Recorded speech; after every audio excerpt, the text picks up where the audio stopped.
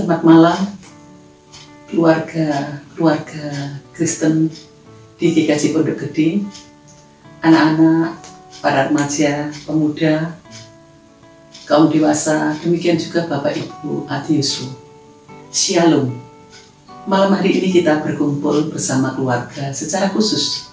Di malam minggu ini kita benar-benar bersama Tuhan untuk belajar, untuk mengingat kembali apa yang dikehendaki Tuhan di dalam kehidupan kita. Pada Rima Renungan Malam pada malam hari ini, marilah kita membahas dari Perjanjian Baru, namun sebelumnya kita berdoa terlebih dahulu. Mari kita berdoa. Terima kasih kembali kami malam hari ini diberikan satu kesempatan bersama-sama dengan keluarga kami untuk belajar tentang Engkau Tuhan. Kami ingin merenungkan meskipun waktunya tidak begitu panjang, namun disinilah kami tetap memprioritaskan Tuhan di dalam hidup keluarga kami. Terima kasih Tuhan memberikan kebersamaan kami dengan keluarga kami. Ini merupakan satu berkat besar, dan di saat kami memprioritaskan Tuhan dalam hidup kami, terasa ada kedamaian. Terima kasih Tuhan, sertailah di dalam kami membahas firman Tuhan ini bersama-sama. Di dalam satu nama Tuhan kami, Yesus Kristus, kami haturkan doa ini. Amin. Saudara-saudara, kita akan bersama membaca dari Efesus 6, ayat 10 dan juga 11. Demikian firman Tuhan. Akhirnya, hendaklah kamu kuat di dalam Tuhan, di dalam kekuatan kuasa-Nya. Kenakanlah seluruh perlengkapan senjata Allah, supaya kamu dapat bertahan melawan tipu muslihat iblis. Amin. Berbahagialah setiap orang yang mendengarkan firman Tuhan ini dan secara khusus yang menyimpannya dalam hati dan melakukan dalam kehidupan sehari-hari. Saudara-saudara, kalau kita bicara mengenai satu kekuatan, kuat berarti di sini dapat dikatakan kokoh dan tidak mudah digoyahkan. Jadi, hendaklah kamu kuat di dalam Tuhan. Berarti kita di sini, di dalam Tuhan, kita ada satu situasi yang kokoh dan tidak mudah digoyahkan karena ada Tuhan. Saudara-saudara, mungkin kita merasa bahwa dalam kehidupan kita merasa bahwa hidup kita, karena kita beragama Kristen, kita sudah merasa bahwa Tuhan Yesus adalah sebagai Tuhan kita yang menyelamatkan kita. Namun, apakah di dalam iman kita kepada Tuhan Yesus ini benar-benar kita menghayati kehadiran Tuhan Yesus itu di dalam hidup kita? Di sini diingatkan bahwa di dalam Tuhan kita kuat. Di dalam kuat Tuhan kita dapat bertahan melawan tipu muslihat. Kalau kita melihat kehidupan kita sehari-hari, tipu muslihat iblis ini tidak seperti yang kita bayangkan. Mungkin iblis itu digambarkan seperti setan yang menakutkan, yang mempunyai muka yang sangar, badan besar, hitam, yang sering untuk menakut-nakuti kita di masa kecil dulu. Iblis itu bisa berupa sesuatu godaan dari luar maupun dari dalam diri kita. Godaan yang ada dalam kehidupan kita sekarang bentuknya itu banyak yang soft, yang lembut, dan pada akhirnya mengikat kita. Dan kita kalau sudah terikat di dalam godaan itu, di dalam ikatan dosa itu, kita seringkali sulit untuk keluar dari ikatan itu. Kita hanya mengandalkan Tuhan yang mampu untuk mematahkan kekuatan-kekuatan iblis itu. Karena manusia ini kan rapuh. Manusia ini terbatas. Ada yang mengatakan bahwa aku kuat di dalam Dia. Itu hanya ucapan mungkin. Aku kuat bertahan karena aku pagi siang malam berdoa. Bagaimana doamu? Benarkah doa itu dihayati di dalam diri kita dengan benar-benar mengandalkan Tuhan? Iman itu dalam diri orang percaya bukan hanya soal kata, bukan hanya soal aktivitas, kegiatan-kegiatan, keaktifan kita di sini dan di sana. Tetapi di dalam hal ini, kekuatan kita bersama Tuhan, benar-benar merasakan bahwa Tuhan itu menjadi jurumudi kita, yang ada di depan kita dan kita di belakangnya. Saudara-saudara yang terkasih di dalam Tuhan, godaan-godaan satu hal yang membuat kita seringkali terjerumus di dalam satu ikatan-ikatan dosa itu. Apalagi di masa pandemi ini, kita mengatakan bahwa gadget atau dawai atau HP kita itu kan kita katakan menjadi pasangan kita. Baik itu untuk usia anak-anak, remaja, pemuda, dewasa, adiuswa, hidup kita itu seakan-akan tidak lepas dari HP kita. Bangun tidur, apa yang kita cari, kita langsung mencas dulu HP kita. Berapa persen ya, supaya kita bisa berkomunikasi lagi. Karena ini sebagai alat komunikasi kita sekarang ini. Karena pembatasan-pembatasan di masa pandemi ini, HP ini menjadi alat komunikasi kita. Apapun, HP ini juga bisa menghibur kita. HP ini seakan-akan benar-benar kita andalkan. Kalau kita keluar sebentar, ketinggalan, kita akan balik lagi. Pasti itu. Mayoritas begitu. Karena disinilah seakan-akan jiwa kita itu sudah melekat. Di sini sumber semuanya. Kita mau membayar sesuatu tinggal, tombol itu kita tekan-tekan, sudah terbayarkan. Kita mau beli sesuatu, semuanya sudah sampai. Kita mau tertawa, di sini sudah ada.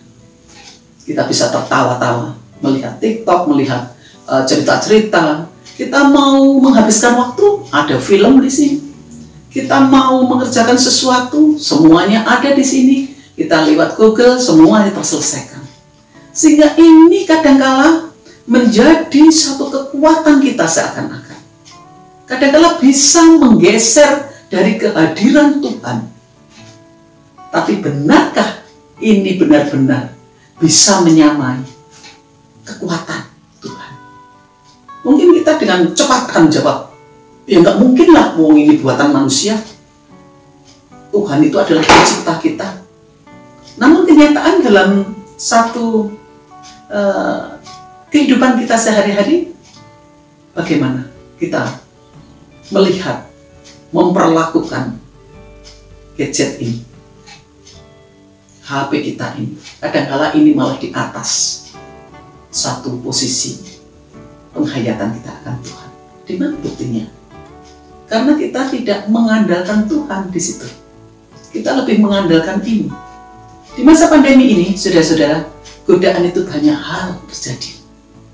Untuk kaum ibu, kita banyak tergoda untuk melihat-lihat, awalnya melihat-lihat, membaca-baca, kita mulai pandai untuk memainkan sehingga kita mudah tergoda. Godaannya di mana? Kita mudah untuk tombol dan kita kirim, tidak begitu lama sudah datang yang mengantar yang kita inginkan. Kita beralasan pada suami kita, pada anak-anak, yaudah kita nggak usah ke mall, tapi kita bisa membeli di sini semuanya. Tapi kadang-kadang tidak terkontrol, karena dengan mudahnya kita tergoda. Pada suatu saat saya pernah menangani kasus seperti itu. Seorang yang mempunyai kedudukan yang profesional, dia merasakan bahwa hidupnya memang sudah sangat menjadi satu ketergantungan, sehingga seringkali menimbulkan konflik dengan pasangannya, suaminya. Dia mengatakan, saya bekerja, ini uang saya, tapi kenyataannya tidak. Uangnya tidak cukup untuk membeli semuanya itu. Dan dia memakai uang yang seharusnya untuk kepentingan penting-penting itu, pada akhirnya tanpa disadari, semuanya di luar rencana. Dan ini menimbulkan satu pertengkaran dengan pasangannya, dengan suami. Dan ini pun bisa terjadi pada kita. Kita bisa terlalu mengandalkan kekuatan pada HP melalui pembelian, baik itu yang ditawarkan oleh gadget kita ini melalui beberapa aplikasi, dan banyak sekali, seakan-akan semuanya itu memang penting bagi kehidupan kita sebagai wanita. Namun kenyataannya sebenarnya tidak penting, tapi karena kita lapar mata, karena kita lebih senang dengan kita melihat, semuanya seakan-akan penting. Disinilah, saudara-saudara, tanpa disadari kadang-kala kita lebih mengandalkan sesuatu yang kita lihat, sesuatu yang kita inginkan, sehingga kita terjerumus pada godaan itu. Dan akibatnya kita di dalam kehidupan kita tidak bisa mengatur sesuatu dengan baik, dan bahkan bisa menjadikan konflik. Saudara-saudara, itu hanya contoh kecil bagaimana iblis menggoda lewat penglihatan. Demikian juga untuk di dalam hal ini bisa saja anak-anak karena sudah dipercaya untuk memegang HP. Kalau zaman sebelum pandemi, HP ini masih ada pembatasan. Ya, nanti berapa jam untuk memegang ini. Tapi sekarang dengan banyak alasan, akan mengatakan banyak tugas guru, tugas dosen, tugas ini, tugas itu, sehingga nggak hidup sampai ini dikeloni. Sampai dicas, dikeloni. Begitu terjadi. Dan kita tidak tahu apa yang terjadi di dalamnya. Godaan-godaan untuk kaum muda sekarang belum begitu istilahnya belum begitu ketat di dalam memberikan informasi yang mungkin tanda petik mengakibatkan kita melihat hal-hal yang tidak sepenuhnya atau seharusnya dilihat. Anak-anak pun bisa melihat, dan ini bisa mengakibatkan satu pengaruh-pengaruh psikologis bagi anak-anak remaja maupun anak muda, dan itu bisa membelokkan dirinya pada hal yang tidak kudus. Saudara-saudara, satu pengaruh-pengaruh ini contoh-contoh kecil bagaimana kita bisa menempatkan sesuatu ciptaan manusia itu lebih dari yang lain, dan malah menempatkan ini di atas segalanya, sehingga hidup kita sangat tergantung pada sesuatu yang seharusnya ini semua adalah untuk membantu kelancaran kehidupan kita. Habis nyapu, sebentar-sebentar habis mengerjakan sesuatu, tiba-tiba kita rebahan sambil memegang ini. Waktu kita untuk mungkin dengan keluarga, meskipun kita di dalam rumah, itu bisa berkurang, sangat berkurang. Karena masing-masing sibuk dengan pasangannya ini masing-masing. Ini adalah contoh bagaimana sebenarnya iblis mulai menggerogoti, menciptakan ketergantungan kepada diri manusia. Tanpa disadari kita menganggap ini lebih kuat dari hubungan kita dengan Tuhan. Saudara-saudara yang terkasih di dalam Tuhan, pengaruh itu banyak hal di dalam diri kita. Godaan itu seakan-akan ada di sekeliling kita. Dia mencoba mencari waktu yang tepat. Di saat kita lengah, itu dia akan masuk di dalam pikiran, di dalam hati kita, dan pada akhirnya akan diwujudkan dalam kehidupan satu sikap sehari-hari. Saudara-saudara, di sini kita diingatkan saat ini setelah kita membaca tentang perlengkapan rohani ini. Jadi, bagaimana kita menghadapi godaan-godaan saat ini? Bagaimana kita menghadapi satu rangsangan-rangsangan dari luar yang akan membelokkan kita? Mungkin kita sudah biasa mendengarkan satu evaluasi tentang hal ini. Tetapi memang disinilah letak dari diri kita untuk memilih apakah aku tetap mengandalkan Tuhan atau aku mengandalkan hal lain yang pada suatu saat akan menjerumuskan kita pada satu sikap di mana kita melawan Tuhan. Mungkin masih dalam pikiran kita, mungkin masih dalam hati kita, belum sempat kita wujudkan, tapi itu sudah kita terjerat. Kita tidak mengandalkan Tuhan kalau kita sudah melawan dari kehendak Tuhan. Saudara-saudara yang terkasih di dalam Tuhan, masa pandemi adalah masa di mana kita memang seharusnya mengevaluasi diri kita masing-masing. Bukan malah membuat kita merasa putus asa, tidak ada pengharapan karena merasa semua serba terbatasi. Disinilah suasana pandemi ini. Sebenarnya masa di mana kita merefresh ulang hubungan kita dengan keluarga. Hubungan kita terutama adalah dengan Tuhan. Bagaimana kita mengandalkan kekuatan Tuhan itu untuk menghadapi satu godaan-godaan psikologis kita, godaan-godaan di dalam keluarga kita, godaan-godaan di dalam pekerjaan kita, godaan-godaan di dalam relasi kita dengan yang lain. Saudara-saudara, malam hari ini perenungan kita benar-benar mengingatkan kita pada satu situasi di mana pengaruh-pengaruh iblis itu untuk menyerang kita banyak dengan tipu muslihatnya. Kita harus hati-hati. Tipu muslihat itu ada di mana-mana. Dan biarlah kita selalu dengan rendah hati setiap hari mengundang Roh Kudus Tuhan untuk memimpin kita, memberikan kekuatan dan pemahaman pada kita semua. Karena kekuatan kita satu-satunya hanya di dalam Tuhan. Biarlah kita tidak mengandalkan yang lain. Yang lain hanya menjadi support kehidupan kita. Tetapi yang utama, kita mengandalkan kekuatan hidup kita hanya dari Tuhan. Kiranya hidup kita selalu di dalam damai sejahtera, di dalam sukacita, dan di dalam satu kebersamaan selalu bersama Tuhan. Tuhan memberkati.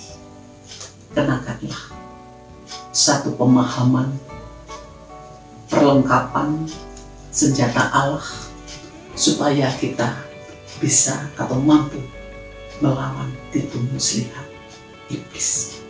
Tuhan memberkati. Amin. Mari kita berdoa.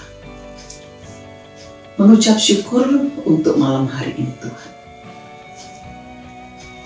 Engkau mengajarkan kepada kami bahwa di sekitar kami itu banyak pengaruh iblis yang akan membelokkan hidup kami dari kehendak-Mu. Biarlah Tuhan kami selalu melihat bahwa kami untuk melawan pengaruh iblis itu, kami harus mengandalkan satu kekuatan kepada Tuhan. Karena hidup kami adalah lemah adanya, rapuh. Kami ingin merasakan satu kenyamanan, kami ingin merasakan satu kehidupan yang tidak ada persoalan. Itu yang seringkali menjadi tujuan utama kami. Namun dikala kami menghadapi persoalan, menghadapi pergumulan, disitulah seringkali iblis menggoyangkan iman kita, menggoyahkan. Dan pada akhirnya kalau kami tidak mengandalkan kekuatan Tuhan, kami bisa terpengaruh. Tuhan, berilah kekuatan kepada kami untuk menghadapi setiap harinya pengaruh-pengaruh iblis yang mencoba untuk membelokkan iman kami, sehingga kami lebih mengandalkan satu kekuatan-kekuatan manusiawi kami. Kami lebih mengandalkan kepada orang lain yang sekiranya dapat kami lihat bisa membantu kami, sehingga kami kadangkala meninggalkan Engkau. Atau bahkan kami telah memilih hal yang lain, meskipun tidak dilihat oleh sesama kami, tapi sebenarnya kami memilih bahwa untuk menyukakan hati kami, untuk membuat kami bahagia, kami memilih sesuatu yang kurang berkenan di hadapan Tuhan. Ampunkanlah untuk itu Tuhan, sekiranya kami mengambil keputusan sesuatu yang salah. Kami memilih hal lain yang tidak berkenan di hadapan. Terima kasih Tuhan. Malam hari ini kami serahkan kehidupan kami sebagai pribadi, di dalam keluarga kami, di dalam kehidupan berjemaat kami di GKJ Pondok Gede. Kami serahkan kepada Tuhan. Esok hari kami akan beribadah kembali. Kiranya Tuhan memimpin di dalam istirahat kami ini, menyertai, dan esok pagi kami dapat memprioritaskan diri kami untuk beribadah bersama-sama dengan jemaat-Mu, baik yang ada di gereja maupun yang ada di rumah masing-masing. Terima kasih Tuhan. Sertailah setiap diri kami masing-masing Tuhan. Kami serahkan untuk diri kami, baik sebagai pribadi, di dalam keluarga, hanya di dalam satu nama, Tuhan kami Yesus Kristus, penebus dosa kami yang hidup. Amin.